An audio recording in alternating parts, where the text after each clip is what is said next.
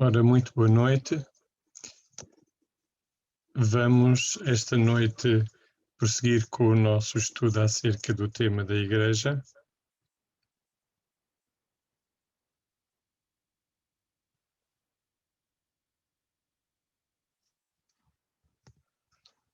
Que está no capítulo 3, no volume 3, Prosperando na Igreja. E vamos fazer um breve resumo do ponto 1, o que é a Igreja, e do ponto 2, o que faz a Igreja. Vamos depois prosseguir com o estudo com o ponto 3, devo envolver-me na Igreja? E no ponto 4, como posso desenvolver-me na Igreja? E no final iremos fazer um resumo de todo este estudo. Muito bem. Então vamos agora passar à parte dos estudos. Vou carregar agora o tema da lição 2. Aqui está o capítulo 3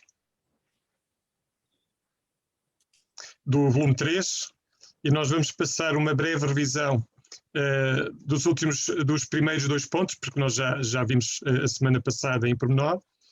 Prosperando na Igreja é o título, e aqui sublinhado está em Mateus 16:18, aborda a questão de que o Senhor edificará a sua própria Igreja. O Senhor é Ele o edificador da Igreja e nos usa a todos nós, uns aos outros.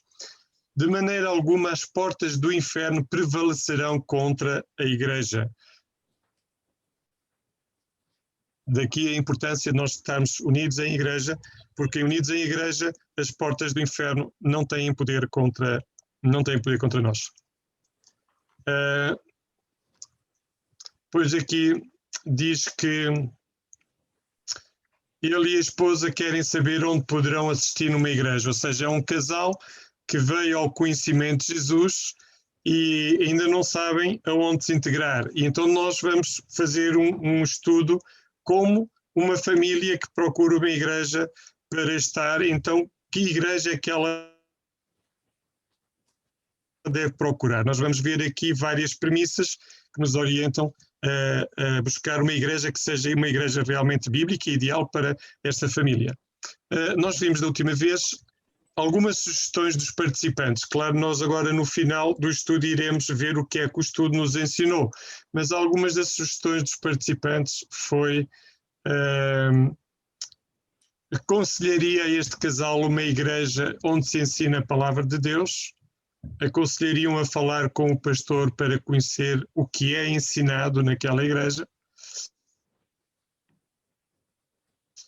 uma igreja onde todos possam participar, uma lista de igrejas e assistir para as conhecer e conhecer as suas pregações e o ambiente, orar e pedir a Deus orientação na escolha da igreja adequada, a qualidade da pregação onde se prega o Evangelho, ensinar a seguir Jesus e uma igreja com testemunhos reais.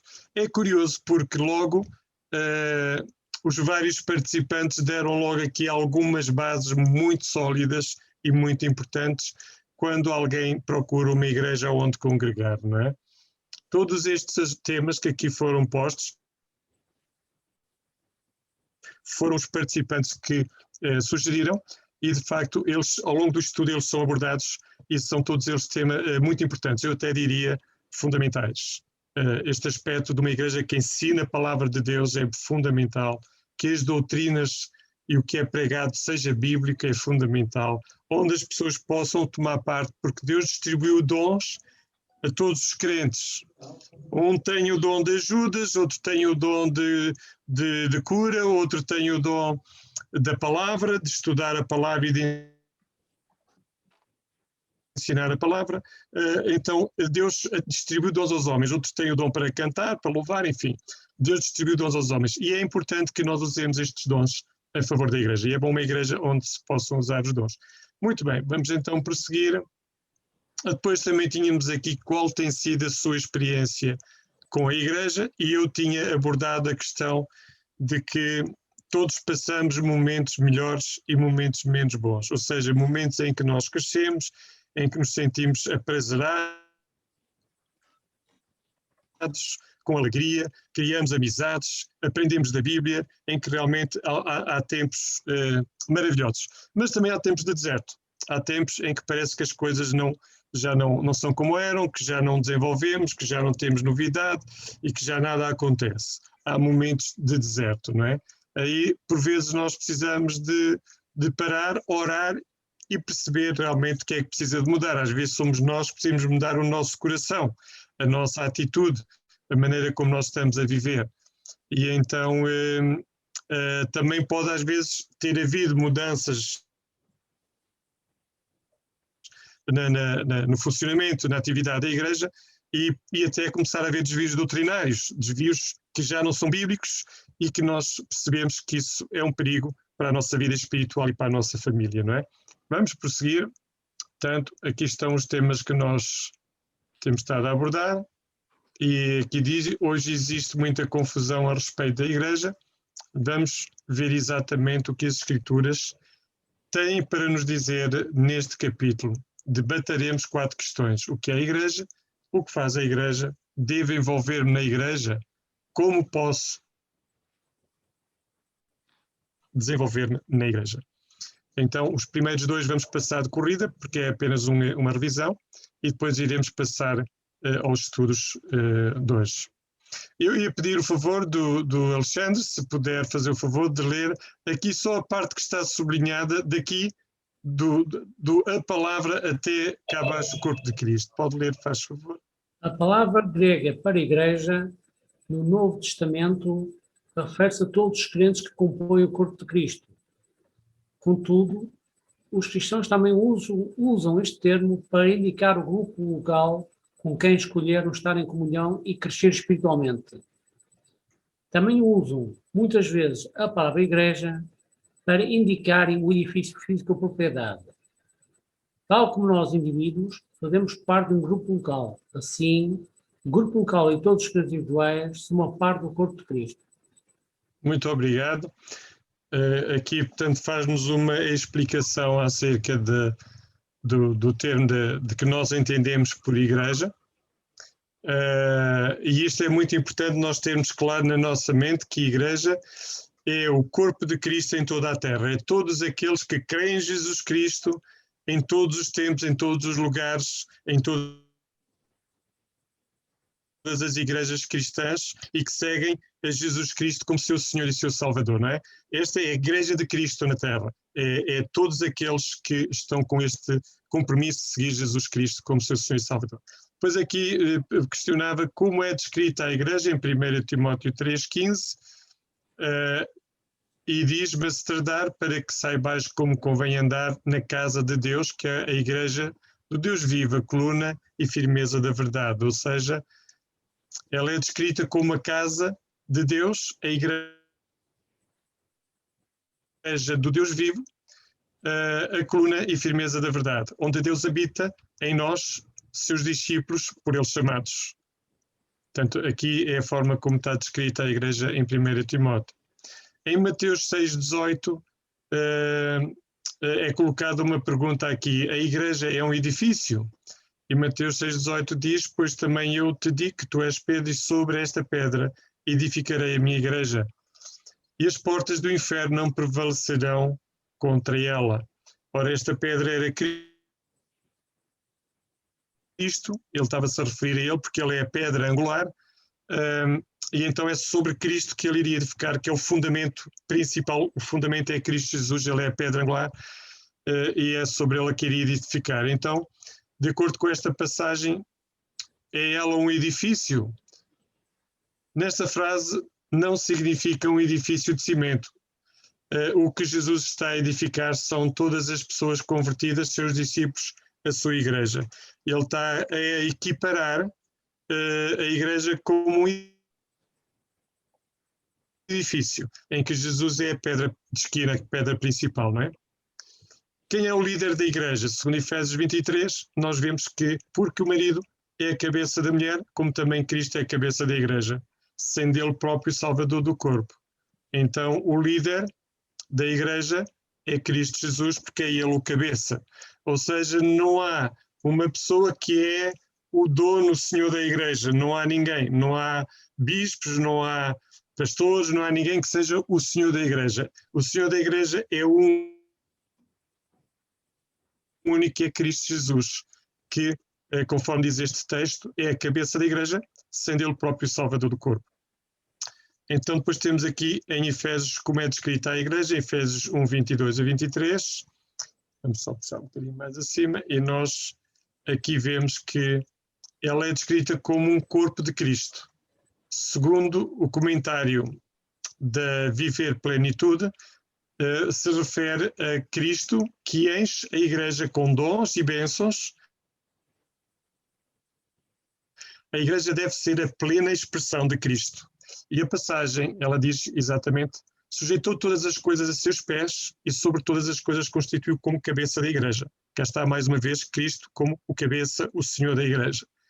Que é o seu corpo, isto é a igreja, é o seu corpo, a plenitude daquele que cumpre tudo em todos. Aquele que é Cristo que cumpre tudo em todos nós, não é?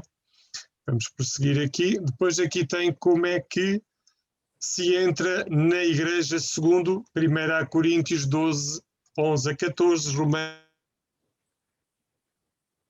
8, 9. E aqui eu ia pedir já agora, temos também Atos 2, 37, 39 e João 12 a 13. Eu ia pedir já agora o favor do seu irmão José Manuel, não sei se está disponível para ler. Sim, senhor. Pode ler esta passagem, se faz favor, esta passagem da Bíblia. Coríntios 12, 11 a 14. Mas um só e o mesmo Espírito opera todas estas coisas, repartindo particularmente a cada um como quer. Porque, assim como o corpo é um e tem muitos membros, e todos os membros, sendo muitos, são um só corpo, assim é Cristo também. Pois todos nós fomos batizados em Espírito, formando um corpo, quer judeus, quer gregos, quer servos, quer livres, e todos temos bebido de um Espírito. Porque também o corpo não é um só membro, mas muitos. É isso. E agora Romanos 8, 9, se faz favor. Romanos 8, 9. Vós, porém, não estáis na carne, mas no Espírito, se é que o Espírito de Deus habita em vós. Mas, se alguém não tem o Espírito de Cristo, esse tal não é dele. Muito bem. Aqui nós vemos que um dos pontos fundamentais da Igreja é ter o Espírito Santo. Ele é das coisas, das pessoas fundamentais, que é Deus, não é? Em nós, é fundamental. Agora, como se entra na Igreja? Nós vamos ver estas duas passagens que são mais efetivas nesse esclarecimento. Também pedi o favor, se pode ler esta passagem. Atos, capítulo 2, 37 a 39. E, ouvindo eles isto, compungiram-se em seu coração... Não. Desculpe. Pode continuar, pode continuar. Seu coração, e perguntaram a Pedro e aos demais apóstolos: que faremos, homens, irmãos? E disse-lhes Pedro: arrependei-vos, e cada um de vós seja batizado em nome de Jesus Cristo, para perdão dos pecados, e recebereis o dom do Espírito Santo, porque a promessa vos diz respeito a vós, a vossos filhos, e a todos os que estão longe, a tantos quantos Deus, nosso Senhor, chamar. Isso. Obrigado, muito obrigado. Nós aqui já vimos uma pista mais clara acerca de como é que se entra na igreja. Portanto, fala aqui em arrependei-vos. Pedro tinha acabado de pregar, de anunciar o reino de Deus, a primeira vez quando desceu o Espírito Santo sobre eles, sobre os apóstolos, e então eles perguntaram: que faremos, varões e irmãos? E Pedro respondeu cá está, que faremos, varões e irmãos, está no verso 37, e Pedro respondeu: arrependei-vos, ou seja, mudai de vida, sujeitai-vos a Deus, voltai-vos para Deus, e cada um de vós seja batizado em nome de Jesus Cristo para perdão dos pecados, e recebereis o dom do Espírito. Ou seja, aqui tem 3 aspectos fundamentais, que é, naturalmente, a pessoa tem que crer, e depois precisa de se arrepender, precisa de ser batizado. Porquê? Porque no batismo ele confessa-se um pecador e que recebe e que aceita a Cristo e reconhece Cristo como seu Senhor e Salvador. E então ele é batizado para perdão dos pecados no nome do Senhor Jesus Cristo, até normalmente é feito no nome do Pai, do Filho e do Espírito Santo. E depois receber o dom do Espírito Santo, a presença do Espírito Santo na vida. Aqui tem 3 aspectos e não está aqui referido, mas naturalmente a pessoa também tem que crer. Se não crer, ela não vai querer sequer ser batizada, não é? E são 3 aspectos que aqui estão mencionados importantes de como fazer, como é que se entra na igreja. E temos aqui outro também, que eu peço favor de ainda ler este também, irmão Zé Manuel. João capítulo 1, 12, versículos 12 e 13. Mas a todos quantos o receberam, deu-lhes o poder de serem feitos filhos de Deus, aos que creem no seu nome, os quais não nasceram do sangue, nem da vontade da carne, nem da vontade do homem, mas de Deus.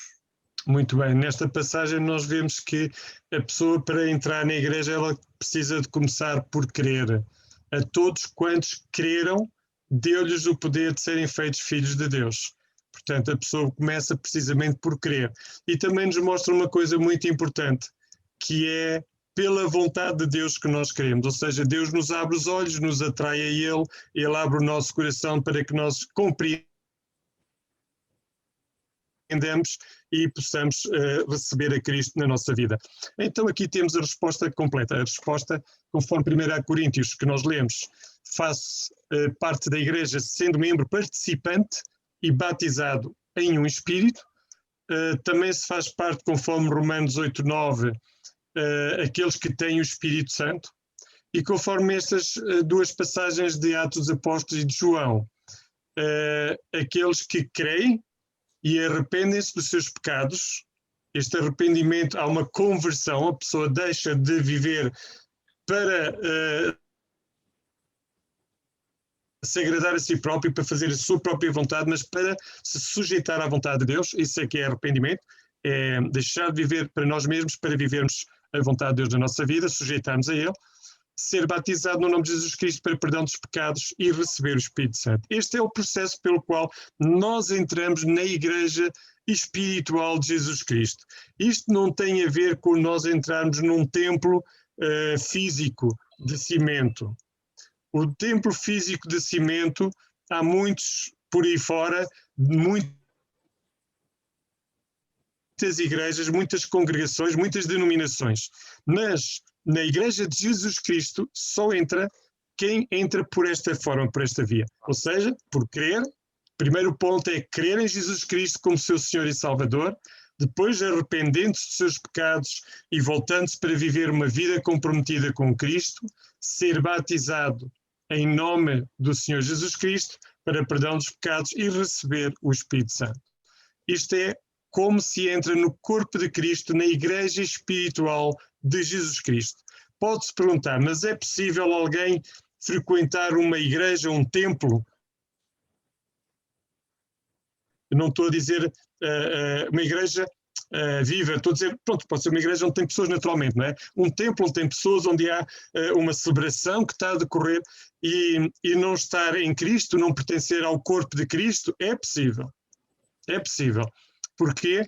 Porque se a pessoa não foi batizada, se a pessoa não se arrependeu dos seus pecados, se a pessoa não recebeu o Espírito Santo, ele está ali ao pé dos outros. Alguns ou muitos dos outros podem ser a igreja e estarem realmente em Cristo e essa pessoa está lá com eles, mas não está. Ou seja, espiritualmente ela está fora do corpo de Cristo, ainda que esteja dentro de um templo físico e até pode estar junto de várias pessoas a louvar a Deus, não é? Portanto, é importante nós termos isto claro na nossa mente, porque não é ensinado em todo lugar com esta profundidade e clareza. Ora, quando é que isto acontece? Segundo esta passagem, após o batismo, ainda que muitos recebam o Espírito Santo ainda antes do batismo, quando creem em Jesus Cristo, por vezes já o Senhor os enche com o Espírito Santo. Nas suas próprias palavras, faça um resumo do que é a Igreja. Ora, a Igreja é o corpo de Cristo, onde ele se faz presente, enche com o Espírito Santo para ensinar, guiar, capacitar a viver no Espírito, em unidade e amor. Fazendo parte dela, os que creem e se arrependem são batizados, cheios do Espírito Santo e congregam juntos.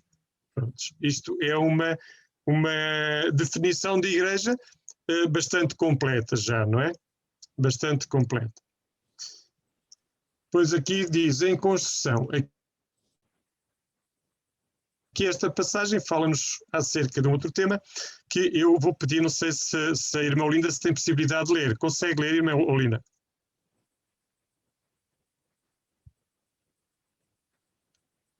Tinha que ligar o microfone para participar. Isso. A irmã Efésios 2, 19 a 22.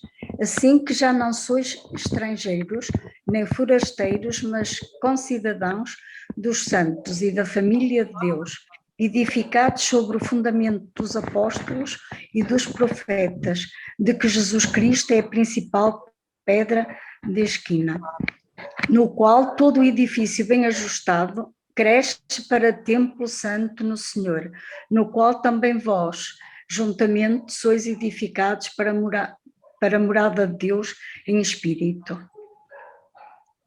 Muito obrigado. É interessante como ele aqui faz uma comparação da igreja com um edifício.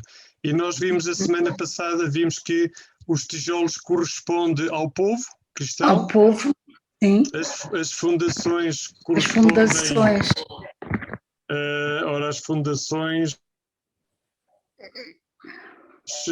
a Bíblia, que é o ensino dos apóstolos e dos profetas. E nós vimos também que a pedra de esquina é Cristo.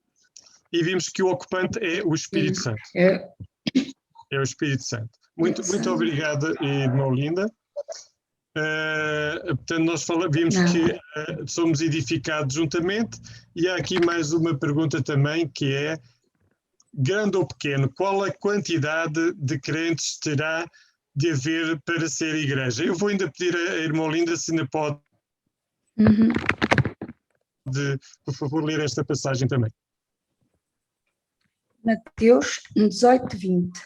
Porque onde estiverem 2 ou 3 reunidos em meu nome, aí estou eu no meio deles. E aqui a pergunta é, para ser uma igreja, quantas pessoas têm que estar presentes? Para ser igreja de Cristo? Basta estarem 2, não é? 2 ou 3. 2 ou 3. Porque já ele se faz presente em nós. Se ele já se faz presente em nós, nós estamos a ser igreja. Não somos o total da igreja, mas somos ali uma pequenininha parte já da Igreja de Cristo, não é? Muito bem. Podem ainda ler esta parte aqui também a seguir, estes 2 parágrafos? Sim. A igreja não é um edifício, são os crentes abençoados pela presença de Deus. Igreja significa um grupo chamado ou assembleia.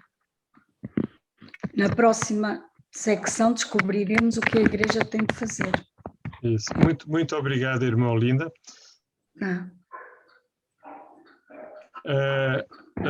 Aqui é uma definição de igreja como o dicionário diz. O dicionário, se formos ao dicionário, vai lá dizer que tem a ver com um grupo chamado, tem a ver com uma assembleia. Digamos que se nós tivermos uma assembleia de condomínio no edifício, poderíamos dizer que é uma igreja, só que não é uma igreja cristã, nem está a tratar de assuntos religiosos, não é? Uma assembleia tem essa atribuição de nome de igreja.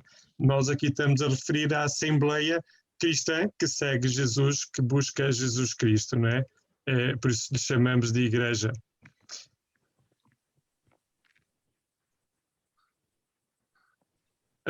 De que denominação é a verdadeira igreja? Nós vimos que há muitas denominações hoje, muitas igrejas ditas cristãs, mas nenhuma é única e verdadeira, ou seja, todas aquelas que seguem a Escritura segundo a palavra de Deus, segundo a Bíblia, segundo as verdades de Deus, e que se submetem à palavra de Deus, eles são parte da Igreja de Cristo, mas não são a única igreja. A única igreja é todo o conjunto daqueles que creem e seguem Jesus de todo o coração e que, enfim, vivem a palavra de Deus nas suas vidas, não é? Digamos, não existe uma congregação única que é a dona e que é a Senhora e que é a única igreja. Agora, nós vamos tentar identificar uma igreja saudável, vamos ver vários aspectos de uma igreja saudável. O que faz a igreja? O que é que acontece numa igreja e deve acontecer, pelo menos?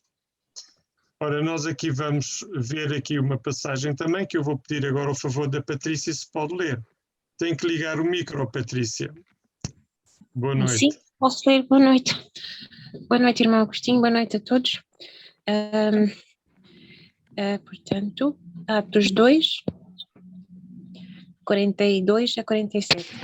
E perseveravam na doutrina dos apóstolos e na comunhão e no partir do pão e nas orações. E em toda a alma havia temor. E muitas maravilhas e sinais se faziam pelos apóstolos. E todos que criam estavam juntos e tinham tudo em comum. Vendiam suas propriedades e bens e repartiam com todos, segundo cada um havia de menester. E perseverando unânimes todos os dias no templo, e partindo o pão em casa, comiam juntos com alegria e singeleza de coração, louvando a Deus e caindo na graça de todo o povo. E todos os dias acrescentava o Senhor à igreja aqueles que se haviam de salvar. Exato, muito obrigado. Isto é aquilo que acontecia na igreja primitiva, ou seja, na igreja inicial, que foi fundada pelos apóstolos, não é? A primeira igreja foi fundada pelos apóstolos, começou em Jerusalém, e era isto exatamente o que estava a passar lá. Eles tinham tudo em comum, eles partilhavam, havia uma unidade, havia um crescimento na doutrina dos apóstolos e por aí fora. E nós vamos ver aqui quais algumas das atividades descritas no verso 42, e nós vimos que perseveravam na doutrina dos apóstolos, na comunhão, no partir do pão e nas orações louvando a Deus. Na doutrina dos apóstolos é o que está escrito na Bíblia. Aquilo que os apóstolos deixaram escrito para nós hoje, essa é a doutrina dos apóstolos, que nós devemos de ler e reler e conhecer bem para ver se nós estamos a vivê-la e se a igreja onde nós estamos está a viver aquilo que lá está ensinado, não é? Na comunhão, a comunhão tem a ver com o relacionamento entre uns e outros, e até mesmo comiam juntos. Eles almoçavam, ou até jantavam muitas vezes e almoçavam, comiam juntos mesmo, não é? Além de comer juntos também faziam a ceia, ou seja, celebravam a ceia de Jesus Cristo, o pão e o vinho. E depois também nas orações, e louvavam a Deus em conjunto. Portanto, aqui eram alguns dos aspectos que eles faziam naquela altura, não é? Depois vimos aqui qual o resultado desta comunhão, desta vivência, e então caíram na graça de todo o povo, e todos os dias acrescentava o Senhor à igreja aqueles que se haviam de salvar. Ou seja, era notório perante o povo, havia um reflexo, havia um reflexo no povo ao redor, de facto que eles viam aqueles são servos de Deus, aquelas pessoas são diferentes. Eles caíam na graça do povo. E o Senhor ia acrescentando à igreja aqueles que se haviam de salvar. Em Mateus 28, 18 a 20, eu peço o favor da Patrícia de ler ainda este também. Mateus 28, 18 a 20. E chegando-se a Jesus, falou-lhes dizendo: É-me dado todo o poder no céu e na terra. Portanto, ide, fazei discípulos de todas as nações, batizando-os em nome do Pai e do Filho e do Espírito Santo, ensinando-os a guardar todas as coisas que eu vos tenho mandado. E eis que estou convosco todos os dias, até a consumação dos séculos. Amém. Amém. Obrigada, Patrícia. Nós aqui nesta passagem, a pergunta é: para que é chamada a igreja? E nós vemos no verso 19, ide e fazei discípulos. A igreja é chamada a fazer discípulos, seguidores de Jesus Cristo. Não é seguidores nossos. Nós devemos ser exemplo, mas devemos todos ser seguidores de Jesus Cristo. Devemos batizar em nome do Pai, do Filho e do Espírito Santo e ensiná-los a guardar todas as coisas que Jesus nos ensinou e nos ordenou. Nós próprios devemos de andar nesse caminho, crescer nele, no conhecimento e na vivência, e no aplicar à nossa vida, e ensinar aqueles que se convertem, aqueles que se voltam para Jesus, a viver dessa mesma maneira, conhecendo e guardando a palavra de Deus, praticando a palavra de Deus. Esta é a missão da Igreja. Portanto, é realmente fazer discípulos e ensiná-los a viverem e andarem dentro da palavra de Deus, a receberem o Espírito Santo e a ser batizados, não é? Depois nós temos aqui, Jesus descreveu o seu propósito para que nós continuássemos a sua tarefa, e aqui diz, porque o Filho do Homem veio buscar e salvar o que se havia perdido. Então esta é a nossa tarefa hoje, é continuar a trabalharmos na salvação daqueles que ainda estão perdidos, para que venham à salvação aqueles que estão perdidos, não é? E continuamos a fazer a missão que Jesus veio iniciar. Agora nós vamos ver aqui uns quantos aspectos muito importantes. E eu ainda ia pedir o favor da Patrícia, se não se importa, de ligar o microfone e ler aqui a parte sublinhada e depois vai ler estes quadradinhos por aqui abaixo, porque eu vou passando uns para outros, está bem? Lê a passagem e nós aqui anotamos o que está na passagem. Pode começar primeiro sublinhado. Uns aos outros. O Novo Testamento dá-nos uma série de afirmações uns aos outros, que descreve o nosso ministério através da Igreja. Preencha uns aos outros seguintes. Romanos 15, 7.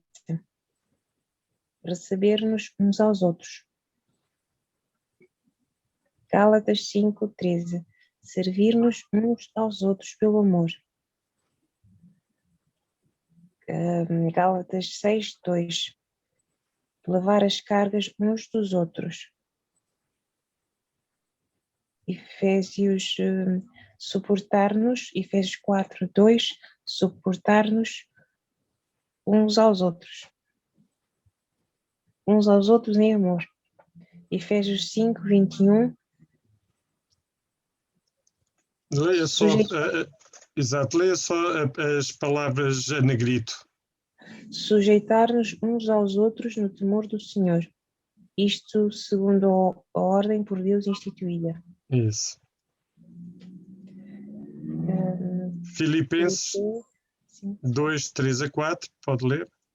Cada um deve considerar os outros superiores a si mesmo e não atentar cada um para o que é propriamente seu, mas cada qual também para o que é dos outros.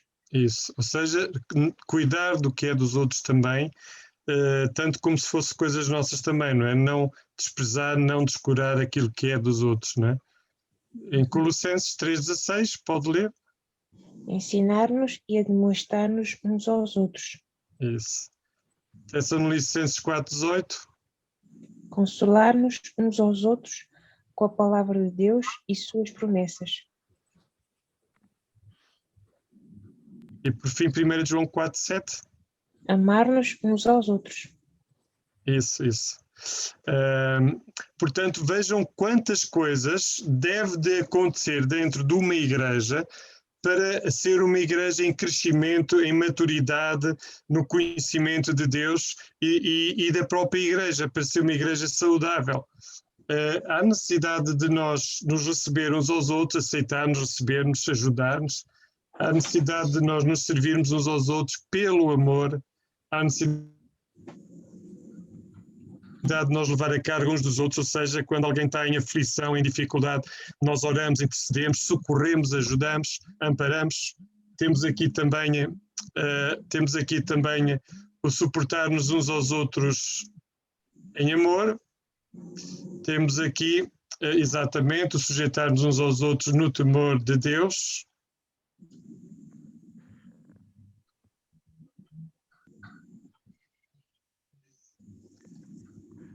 Temos aqui, portanto, cada um deve considerar os outros superiores a si mesmo e não atentar cada um para o que é seu, mas propriamente seu, mas cada qual também para o que é dos outros, ensinar-nos, admoestar-nos uns aos outros, consolar-nos uns aos outros com a palavra de Deus e com as suas promessas, como por exemplo as promessas da vida eterna, as promessas do que Ele é connosco para nos sustentar e nos socorrer na aflição e por aí fora, e amar-nos uns aos outros. Isto é algo que deve acontecer. Se eu vou a uma igreja e não estou a experimentar isto, nem a viver isto, e eu próprio não me envolvo, então eu corro o risco de estar fora do corpo de Cristo. Eu posso ser religioso, posso estar a frequentar uma igreja, mas não estou a ser igreja de Cristo Jesus, não estou a participar e a ser parte do corpo de Cristo Jesus. E posso estar perdido como aqueles que não vão à igreja. Portanto, é importante nós termos esta noção que nós precisamos ter relacionamento, estarmos envolvidos uns com os outros, nos ajudar a encorajar uns aos outros, exortarmos, admoestarmos e ensinarmos uns aos outros. Tudo isto é parte da atividade da igreja. Naturalmente que um novo convertido, quando entra na igreja, não vai ensinar os que já lá estão há 20, 30 ou 40 anos. Ele vai aprender com os outros, não é? Aprender os ensinos da palavra e também aprender a viver de uma forma santa, de uma forma comprometida, desprendida das coisas materiais e desprendida até do orgulho, aprender humildade e por aí fora, não é? Mas toda esta atividade é muito, muito, muito importante haver numa igreja. Eu sei que, tristemente, hoje não sempre digamos, talvez poucos os lugares onde se vive isto. Por exemplo, admoestar-nos uns aos outros. Alguém chegar ao pé do irmão com amor e dizer-lhe, irmão, olha, mude de vida, deixe isso. Isso vai prejudicá-lo, isso vai arruinar com a sua vida, com carinho, com amor, para que a pessoa de facto se torne um seguidor e submissa a Cristo, faça de Cristo o seu Senhor.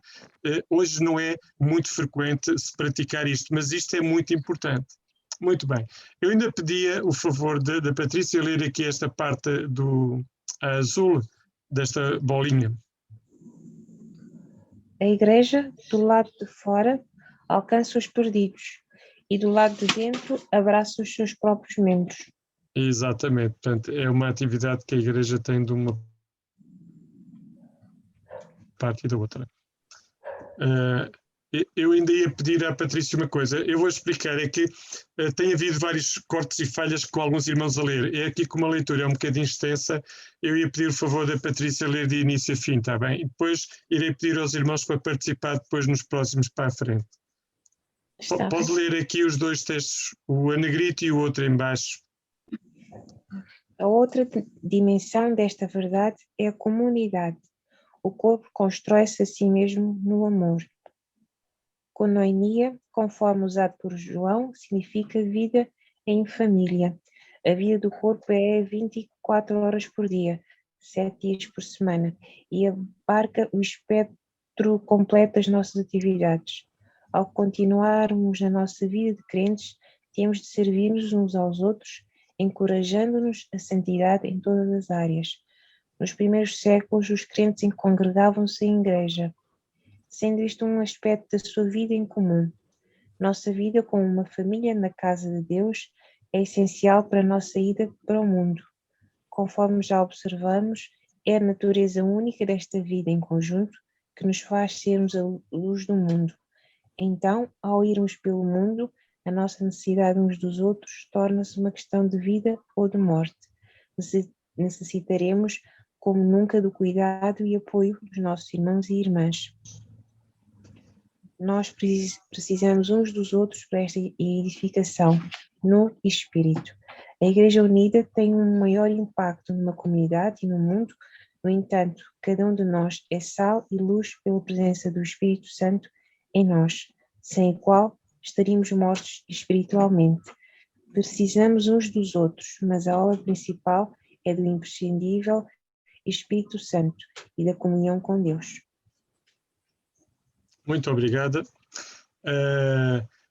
Esta comunhão, esta comunidade é muito importante porque são as comunidades que sustentam missionários que estão pelo mundo inteiro a evangelizar, são as comunidades que sustentam financeiramente, que sustentam também com orações, para que eles possam ter sucesso no evangelismo, para que o Senhor os dirija e os guie, para que o Senhor abra corações, para que o Senhor os guarde, etc. E então há aqui uma atividade do corpo de Cristo que é muito importante, de facto, em todo este trabalho. E depois também nos ajudamos e encorajamos uns aos outros, mesmo nos momentos de maior dificuldade. E agora sim entramos nos temas de estudo que nos faltam concluir, que é precisamente a começar no ponto 3. E agora aqui ia pedir, devo envolver-me na igreja, ia pedir ao Alexandre Aguiar se pode fazer o favor de ler. Não devemos viver solitários. Temos Cristo, temos o Espírito em nós e na Bíblia temos a Palavra de Deus. Não se pode ser um bom cristão sem se estar envolvido com outros. Essa ideia é a ideia ao Novo Testamento, cuja maioria dos livros estão escritos para grupos de pessoas e não para indivíduos. O discernimento principal é a metáfora de Paulo, a Igreja ou o corpo de Cristo. Agora a resposta de 1 Coríntios 12, 27 à pergunta desta secção. Ora, vós sois o corpo de Cristo e seus membros em particular. Ora, a resposta pode também já agora ler, com base naquela passagem. Será difícil ser bom cristão sem estar envolvido com outros cristãos, pois, para sermos parte dos membros do corpo de Cristo, precisamos estar no corpo, na igreja. Exatamente. Portanto, isto é a pergunta que ele fazia em cima no sublinhado. Não se pode ser um bom cristão sem se estar envolvido com outros? É uma pergunta. E aqui está a resposta, que realmente será muito difícil ser-se um bom cristão e não estar envolvido com outros. Digamos, quase que se pode dizer que será até um grande risco de estar fora do corpo, não é? Mas vamos prosseguir.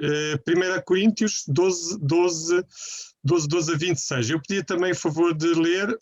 1 Coríntios 12, 26. Porque, assim como o corpo é um e tem muitos membros, e todos os membros, sendo muitos, são um só corpo, assim é Cristo também. Pois todos nós somos batizados em um espírito, formando um corpo, quer judeus, quer gregos, quer servos, quer livres, e todos temos bebido de um espírito. Porque também o corpo não é um só membro, mas muitos. Se o pé disser, porque não sou mão, não sou do corpo, não será por isso o corpo? E se a orelha disser, porque não sou olho, não sou do corpo, não será por isso o corpo? Se todo o corpo fosse o olho, onde estaria o ouvido? Se tudo fosse ouvido, onde estaria o olfato? Mas agora Deus colocou os membros do corpo, cada um deles como quis. E se todos fossem um só membro, onde estaria o corpo? Assim, pois, há muitos membros, mas um só corpo. E o olho não pode ser na mão, não tem necessidade de ti, nem na cabeça aos pés, não tem necessidade de vós.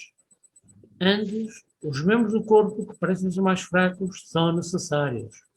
E os que reputamos serem menos honrosos do corpo, a esses honramos muito mais. E aos que em nós são menos decorosos, damos muita mais honra. Porque os que em nós são mais novos não têm necessidade disso. Mas Deus assim formou o corpo, dando muita mais honra ao que tinha falta dela. Para que não haja divisão no corpo, mas antes tenham os membros iguais cuidado uns dos outros. De maneira que, se um membro padece, todos os membros padecem com ele. E, se um membro é honrado, todos os membros se regozijam com ele. Muito bem, muito obrigado. Foi um texto um bocado longo. Aqui diz assim, qual a resposta de primeira pergunta, primeira Coríntios não, aqui já tínhamos visto. Agora aqui, qual o ponto central de Paulo nesta passagem? E o ponto central é a Igreja, o corpo de Cristo, comparado com o corpo humano. Necessitamos todos uns dos outros, fazemos todos parte desse mesmo corpo, sentido de comunhão, serviço, cuidado, ensino, unidade, ajuda, admoestação, etc. Ninguém está a mais, mas todos são necessários e cada um cumpre uma missão neste corpo de Cristo. E depois aqui a pergunta é de que maneira pensa que os cristãos numa igreja funcionam como uma espécie de corpo? E aqui a resposta seria pela unidade do Espírito, através da comunhão, cuidado, ensino, ajuda, admoestação, amor, servindo-se uns aos outros, encorajamento, correção, etc. Portanto, esta é a forma em que os cristãos funcionam como uma espécie de corpo. Todos são membros uns dos outros, todos estão ligados, todos estão participantes uns dos outros através desta forma. Agora temos aqui Efésios 5, 31, 32. E eu ia pedir o favor do irmão José Manuel se poderia ler. Obrigado, irmão Alexandre, muito obrigado.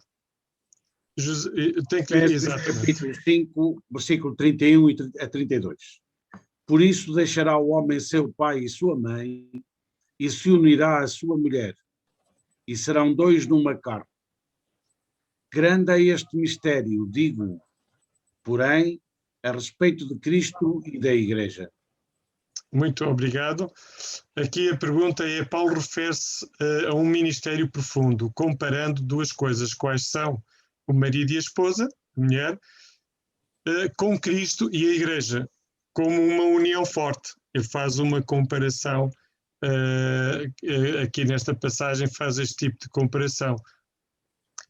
Deixará o homem seu pai e sua mãe, se unirá à sua mulher, serão dois, uma só carne. E é um grande mistério, porque nós somos o corpo de Cristo, nós e Cristo tornamos um só com Ele, não é? É um grande mistério. Então, como é que isto afeta o pensamento sobre o casamento e sobre a Igreja? Eu tenho aqui uma sugestão de resposta, que é o seguinte: dá a entender uma união total de entrega, serviço, confiança, amor, a ponto de dar a vida um pelo outro, como Cristo fez pela Igreja. Assim deve ser entre os cristãos e assim deve ser entre o marido e uma mulher. Ou seja, num casal, entre marido e mulher, devem-se dar de tal maneira, amando-se, cuidando, servindo um ao outro, de tal maneira que dando a vida um pelo outro. Deve ser essa relação, digamos, num casamento, que é aquilo que Cristo fez por nós pela Igreja. Temos agora aqui um texto que eu ia pedir o favor da irmã Olinda, se puder ler, se fizer o favor. Pode ler? Sim. Não seria maravilhoso fazer parte deste tipo de igreja local? Vemos então que para os que tornam a Bíblia a sério, o envolvimento com outros crentes é um facto. A igreja é a maneira como Cristo vive e trabalha no mundo, e a subtração de qualquer indivíduo diminui o todo. Assim como o indivíduo, precisamos uns dos outros, precisamos de Cristo, e Cristo escolheu viver em nós e trabalhar por nosso intermédio. Já definimos a Igreja e damos uma vista de olhos pelas suas tarefas. Descobrimos que todos os cristãos devem estar envolvidos. Fica uma pergunta: como podemos obter o máximo deste envolvimento? Isso, muito obrigado. Portanto, nós já vimos esta importância de haver envolvimento, já vimos os vários aspectos que devem acontecer, decorrer numa igreja, e como é que nós devemos de facto obter o máximo envolvimento. Depois aqui no ponto 4, como posso desenvolver-me na igreja? Eu ainda ia pedir o favor da irmã Olinda, se ainda pode ler este primeiro parágrafo, se faz favor. Já todos ouvimos dizer: há muitos hipócritas na igreja e ninguém deseja cair nessa ratoeira. É fácil imaginar o que a igreja poderia ser. Tudo o que é preciso é estudar a igreja do Novo Testamento. O corpo de Cristo desenvolver-se-á quando os seus membros começarem a crescer dentro dele. Isso. Vamos ver agora 1 Timóteo 4, 2 a 5, que pergunta qual é a ênfase que é dada nesta passagem quanto ao dever de resolver a hipocrisia. Vamos ler, eu peço também a irmã, por favor, de ler. 2 Timóteo, portanto, 4, 2 a 5. Que pregues a palavra, instes a tempo e fora de tempo, redarguas, repreendas, exortes com toda a longanimidade e doutrina, porque virá tempo em que não suportarão a sã doutrina, mas tendo comichão nos ouvidos, amontoarão para si doutores conforme as suas próprias concupiscências, e desviarão os ouvidos da verdade, voltando às fábulas. Mas tu, sê sóbrio em tudo, sofre as aflições, faz a obra de um evangelista, cumpre o teu ministério.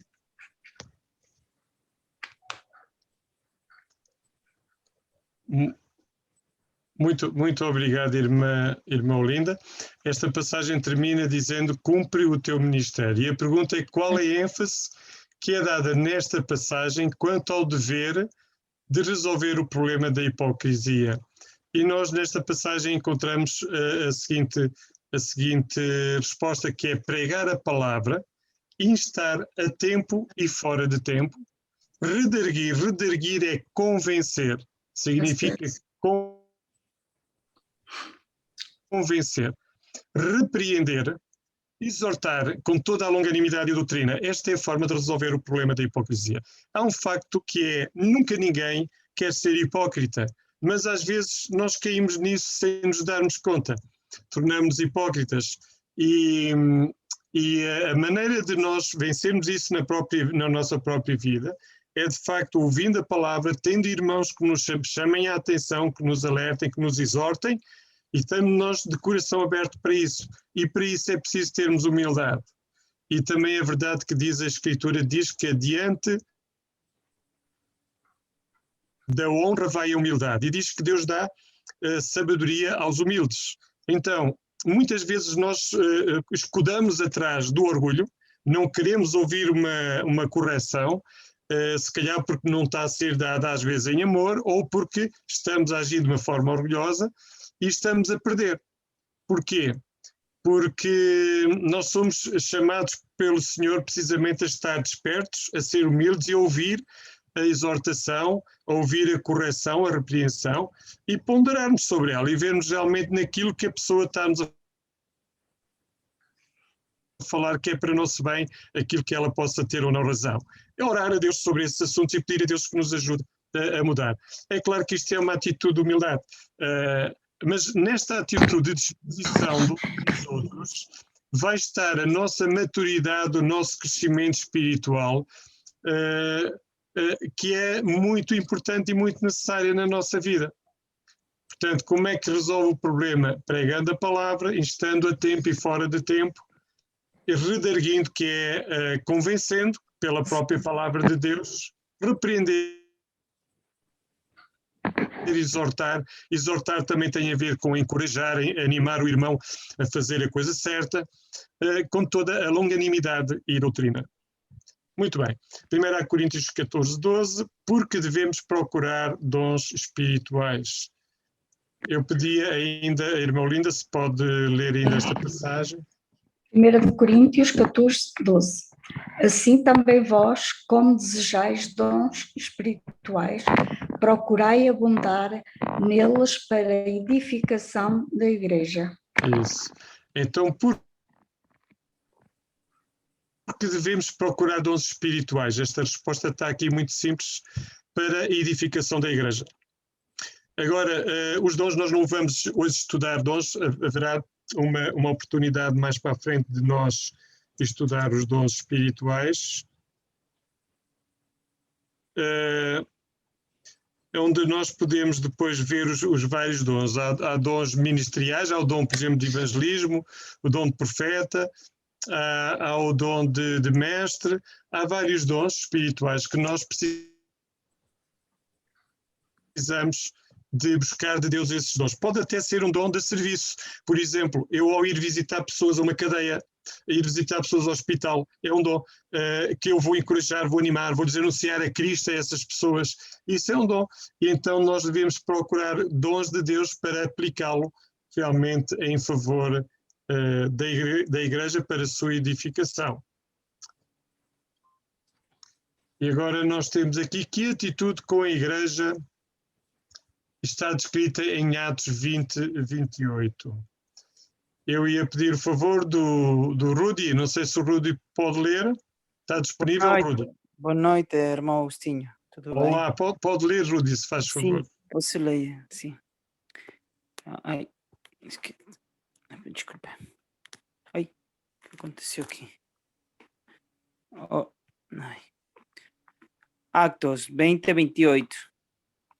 Olhei, pois, por vós e por todo o rebanho sobre que o Espírito Santo vos constituiu bispos para apacentardes a Igreja de Deus, que Ele resgatou com sua própria sangue. Isso.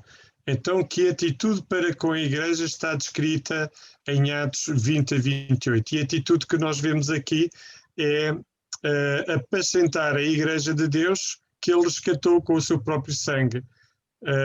Cuidar do próprio rebanho e de nós próprios. Ou seja, aqui está a resposta: olhar, cuidar de nós próprios e também do rebanho. Na verdade, é cuidarmos uns dos outros para permanecermos na palavra de Deus, não é? Exatamente. Portanto, esta é uma coisa muito, muito, muito importante, é nós nos ajudarmos uns aos outros, cuidarmos uns dos outros para ficarmos firmes, para não nos desviarmos do Senhor. E temos aqui mais esta passagem. Rudy, pode ainda ler esta passagem, se faz favor? Sim. Hebreus 10, versículo 10, del 24 al 25. Y considerémonos uns aos outros para nos estimularnos ao amor e às boas obras, não deixando a nossa congregação, como é costume de alguns, antes amoestando-nos uns aos outros, e tanto mais quanto vedes que se vai aproximando aquele dia. Isso mesmo. Muito obrigado, Rudy. Que a ação é esperada de uns aos outros nesta passagem. Nós aqui encontramos também considerarmos uns aos outros, está logo aqui, e estimularmos uns aos outros ao amor e às boas obras, encorajarmos uns aos outros ao amor e às boas obras. E tem aqui também o aspecto de não deixar a congregação. Aqui nós temos que ter sempre o cuidado de que é preciso que a congregação esteja a viver Cristo, esteja a dar um ensino bíblico às pessoas. A única razão de nós podermos deixar uma congregação é quando esta congregação não está a ensinar a palavra de Deus e a viver a palavra de Deus. Então aí é melhor nós buscarmos uma congregação que seja bíblica, que siga de facto as Escrituras, para nós podermos viver a Escritura na congregação e crescer juntamente com ela, não é? E aqui ainda tem também, exatamente, uns aos outros, admoestando-nos e encorajando-nos uns aos outros. Contra que falha somos advertidos nesta passagem? Nesta passagem, a falha que aqui é advertida é o problema de deixar a congregação. Mas aqui nós temos que estar despertos para o seguinte: eu não devo deixar uma congregação saudável, uma congregação que cuida de mim, que me chama a atenção, ou que me encoraja, que me anima, que me ensina a palavra de Deus verdadeira. Ora, eu não devo deixar essa congregação só porque me disseram alguma coisa que eu não gostei. Provavelmente foi para meu próprio bem. Agora, se é uma congregação onde há aproveitamento das pessoas, abusam das pessoas, exploram as pessoas financeiramente ou dão um ensino erróneo, portanto, aí nós temos que orar a Deus e buscar uma congregação que seja bíblica, não é? Este é um aspecto interessante, não é? Cuidando do corpo de Cristo. Eu agora pedi o favor da Patrícia, se podia ler esta parte também. A Bíblia, então, ensina-nos a manter uma sã doutrina, usar nossos dons para edificar o corpo, protegendo e apacentando os crentes, encorajando-nos constantemente uns aos outros para sermos o que devemos ser, sermos comprometidos e fiéis a Cristo, O cristão que faz estas coisas nunca será um hipócrita. Ele ou ela crescerá, não somente na igreja, mas na sua própria vida. Isso. Muito obrigado, Patrícia. Aqui tem alguns pontos fundamentais, não é? A sã doutrina, usar os dons para a edificação do corpo, o proteger, a proteção uns aos outros, proteger-nos uns aos outros, apacentando os crentes, encorajando-nos constantemente uns aos outros. São pontos muito importantes, haver um compromisso e sermos fiéis para com Jesus Cristo. Temos agora aqui um texto um bocadinho longo que ia pedir à Patrícia, por favor, de ler. Identificando uma igreja em crescimento. Pode ler, Patrícia, faz favor. Sim, com certeza.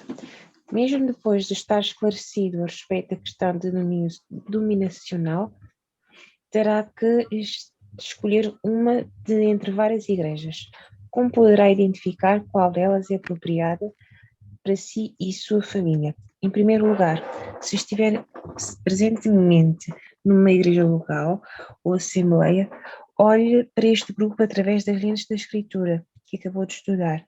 Converse sobre as suas questões com o líder do estudo da Operação Timóteo. Pergunte-lhe se vai à igreja e por que assiste nessa igreja. Se estiver procurando uma igreja para se congregar, visite algumas igrejas que os crentes, seus conhecidos, recomendarem. Não faça a sua decisão baseada estritamente na qualidade da pregação ou nos componentes do culto. Verifique os tipos de atividades e ministérios dessa igreja. Existe um ministério ativo no estudo dos estudos bíblicos, os seus membros estão envolvidos na evangelização, existe ministério dinâmico e profundo que satisfaça as necessidades de toda a família, ou o seu cônjuge, os seus filhos, etc. A igreja é eficaz na assistência da sua comunidade. Se gostar do que está vendo, marque uma entrevista com o pastor ou com um membro da direção. Pergunte-lhe sobre a posição doutrinária da igreja. Procure um pastor evangélico que sustente a infiabilidade da Escritura e a completa divindade de Cristo e a sua humanidade, a sua pureza, a sua ressurreição, a sua ascensão, a sua vinda e o seu reino eterno. Tudo isso seriam requisitos numa congregação do Novo Testamento. Seja cuidadoso se o ancião ou pastor tiver reservas a respeito destas bases. Isso, muito obrigada, Patrícia. Aqui tem muito texto, claro que cada um de vós depois pode ler em casa, pode reler este texto com calma, não é? E sublinhar e tomar notas. Aqui um dos aspectos que é referido de grande importância é o facto de crer na infalibilidade da Escritura. Uma igreja que diz que, não, isso a Bíblia tem que ser muito interpretada e não... e não crer na infalibilidade da Escritura, não, isso está mal entendido e por aí fora, temos que pôr-nos de pé atrás. Porquê? Porque então é uma igreja onde eles próprios querem fazer as suas próprios dogmas, as suas próprias doutrinas que não são bíblicas. E nós temos que ter muito cuidado porque a Escritura, de facto, ela é a palavra de Deus, ela é infalível de capa a capa, não é? A completa divindade de Cristo é outro aspecto fundamental, a divindade de Cristo e a sua humanidade, 100% divino, Deus, 100% homem. A sua pureza, a sua ressurreição, a sua ascensão ao céu e a sua vinda também como Rei eterno que Ele é. Isto é fundamental. Há igrejas que não acreditam em todas estas coisas e aí nós devemos ter cuidado porque podemos estar perante uma igreja que não é bíblica, que não está a cumprir a vontade de Deus.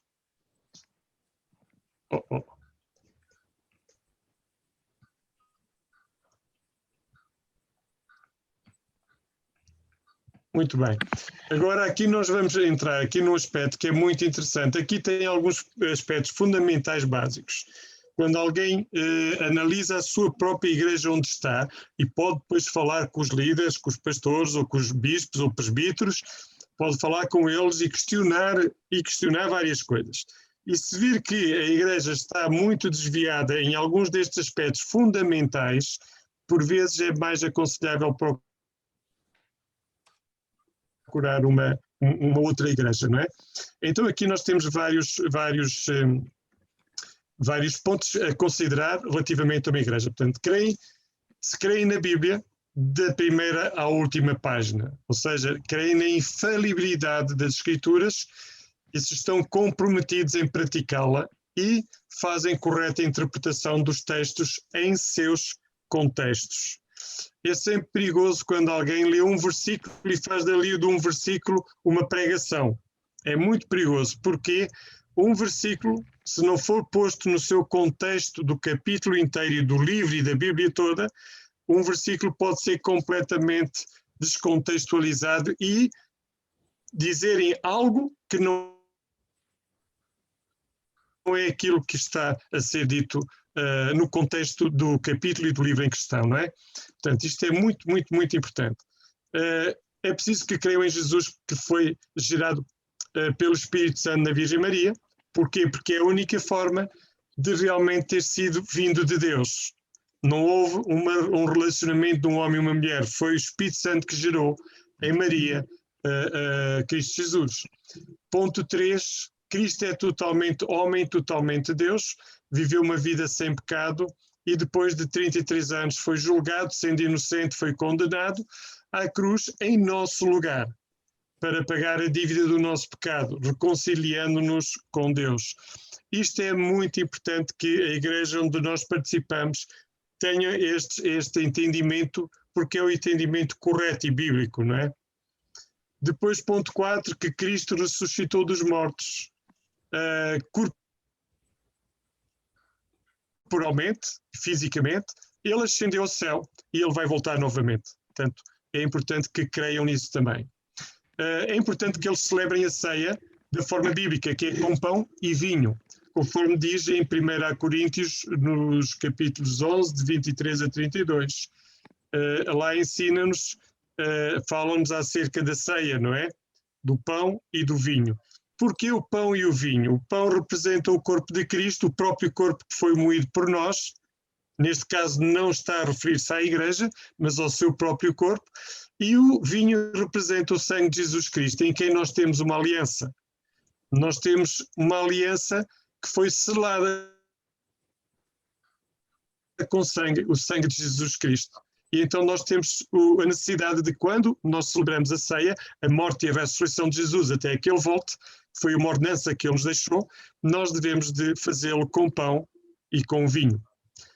Ponto 5, temos aqui a igreja é o corpo de Cristo, que passamos a integrar quando nos arrependemos, na verdade é quando nos convertemos, porque eu aqui faço uma distinção, eu posso me arrepender uma vez, mas uma conversão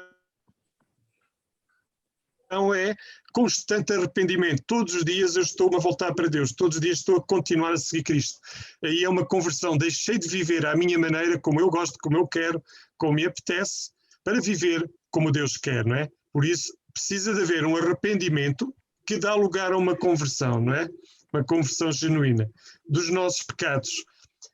Cremos de todo o coração em Jesus como o único Senhor, Senhor nosso Rei, nosso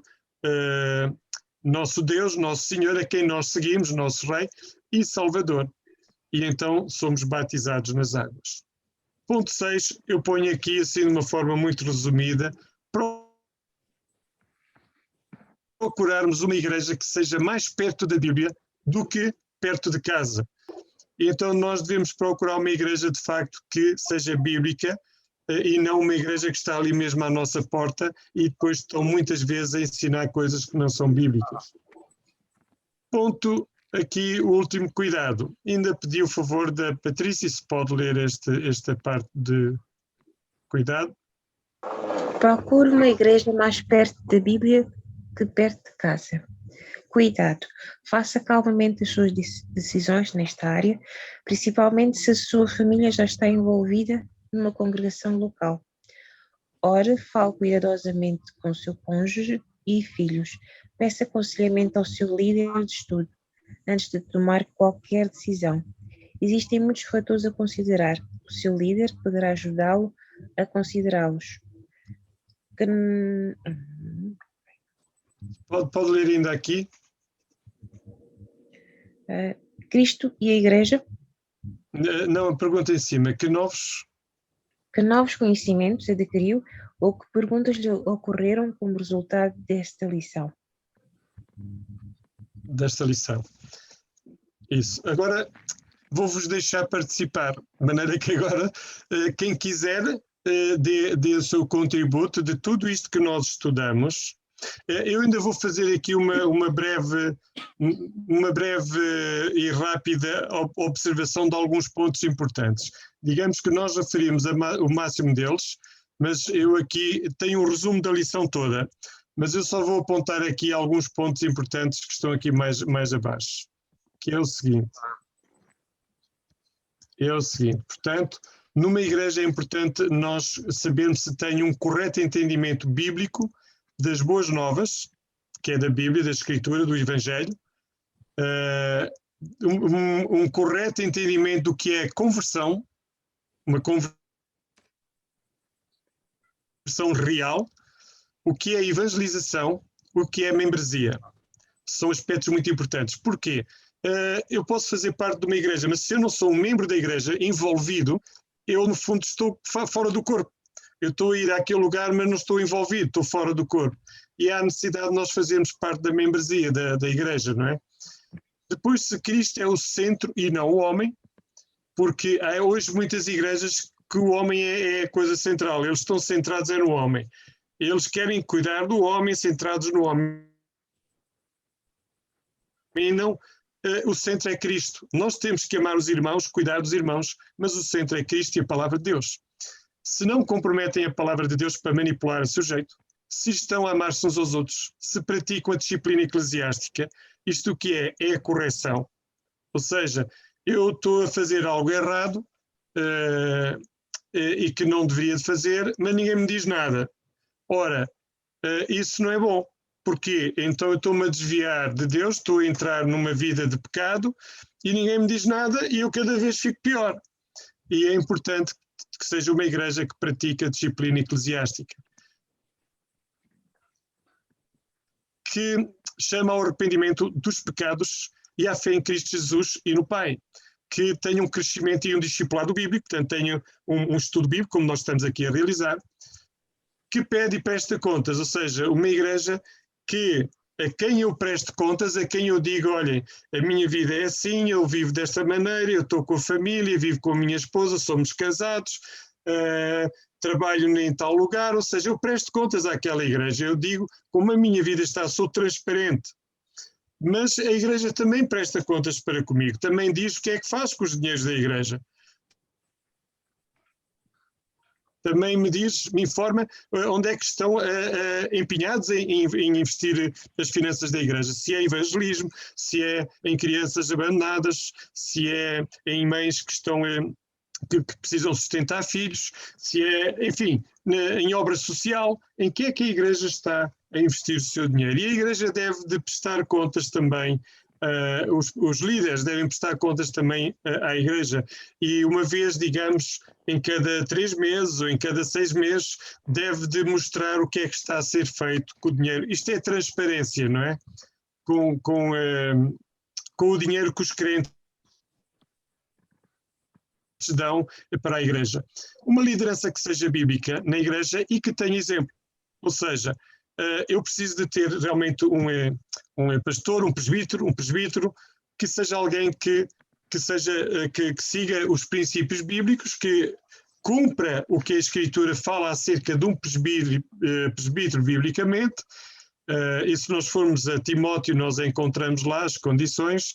Ele precisa de ter uma vida digna, precisa de ter os seus filhos em sujeição, uma esposa também dedicada, ele precisa de ser destro na palavra,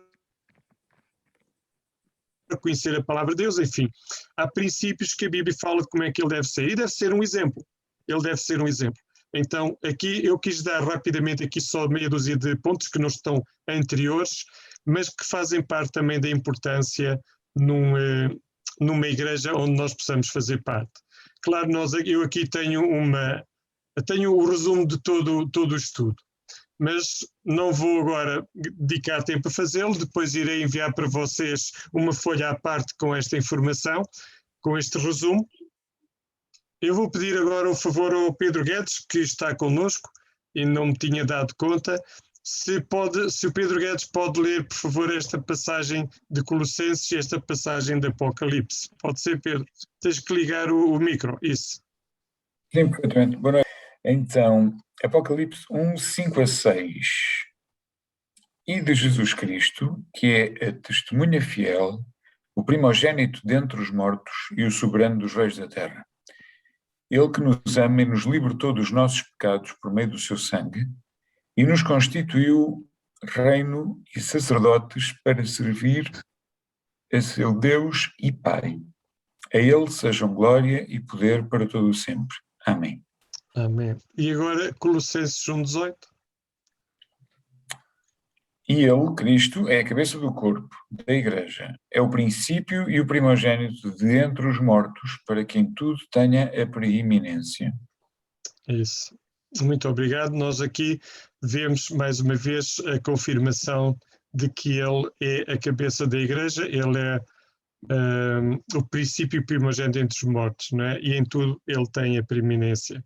Aqui embaixo nós vemos uma coisa, várias questões muito importantes, que é mais uma vez, ele é o primogênito entre os mortos, foi o primeiro a ressuscitar para toda a eternidade, ele já era eterno, e ele é soberano dos reis da terra, Deus o elevou, ele é Deus e Deus o Pai o elevou, ele que nos ama e libertou dos nossos pecados por meio do seu sangue, nos constituiu reino e sacerdotes, ou seja, tornamos-nos parte do seu reino e somos feitos sacerdotes. O que é que nós somos sacerdotes, de quê e em como é que nós somos sacerdotes? É precisamente intercedendo por aqueles que ainda não conhecem a Deus, intercedendo pela necessidade dos irmãos, pela necessidade dos perdidos, enfim, clamando e suplicando a Deus pelas pessoas em necessidade, pelos nossos governantes. Nós estamos a fazer um papel de um sacerdote, intercedendo a Deus pelas pessoas, não é? Para servir a Deus e Pai, a seu Deus e Pai. E isto é o que nós devemos hoje viver. Cada um de nós, ao seguir a Cristo, nós devemos estar a servir a Deus e Pai, a servir a Cristo, a servir-nos uns aos outros, estamos servindo a Cristo, não é? A Ele sejam glória e poder para todo o sempre, a Ele, Deus. Eu ainda pedi o favor do Pedro ler, por favor, esta última referência aqui, se faz favor. Uhum. O único fundamento da Igreja é Jesus Cristo, o seu Senhor. Ela é a sua nova criação pela água e pela sua palavra. Ele veio dos céus e morreu para que ela fosse a sua noiva santa. Com o seu próprio sangue, ele a comprou. Isso. Samuel J. Stone. Isso. Nós aqui fechamos o nosso estudo de hoje com este parágrafo, esta frase, digamos, de Samuel Stone, onde ele deixa-nos aqui com muita clareza que o único fundamento da Igreja é Jesus Cristo, ele é a pedra de esquina, ele é o único fundamento. E que ela é a sua nova criação, a Igreja, são os novos convertidos, salvos pela água e pela sua palavra. Ele veio dos céus e morreu para que ela fosse a sua noiva santa, com o seu próprio sangue ela comprou. É importante nós termos esta noção de santidade. Nós precisamos buscar viver vidas santas, vidas puras, submissas a Cristo, porque de outra maneira nós podemos estar muito iludidos a ir à Igreja e não somos parte da Igreja de Cristo Jesus. Apenas estamos a participar de uma associação e não a fazer parte do corpo espiritual de Cristo. Muito obrigado, Pedro Guedes. Eu ainda te pedi o favor se podias concluir com a oração.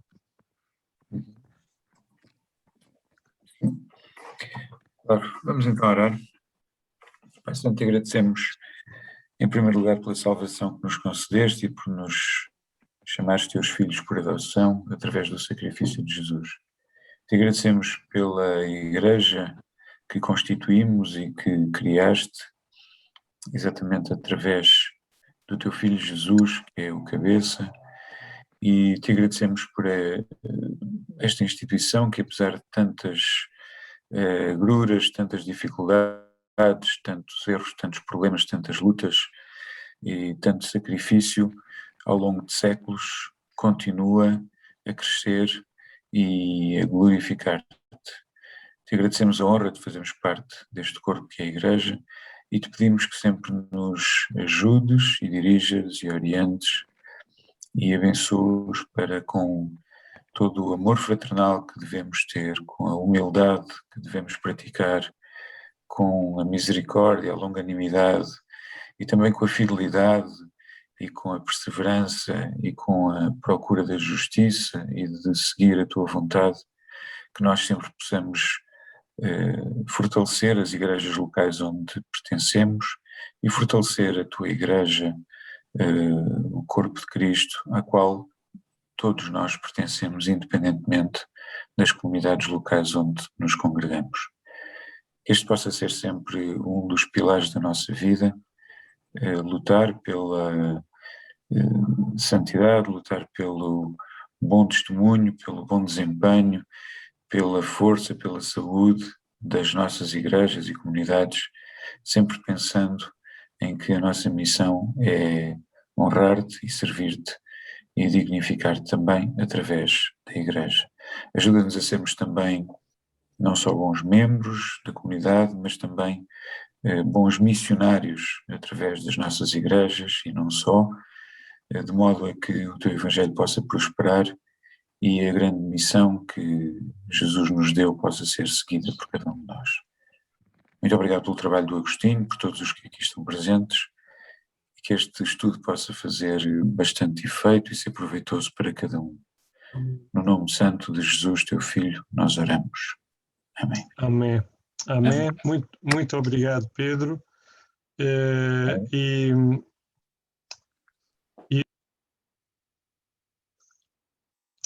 E assim chegamos ao final do estudo do volume 3, capítulo 3, Prosperando na Igreja, onde foi estudado o tema: o que é a Igreja, o que faz a Igreja, devo envolver-me na Igreja, como posso desenvolver-me na Igreja.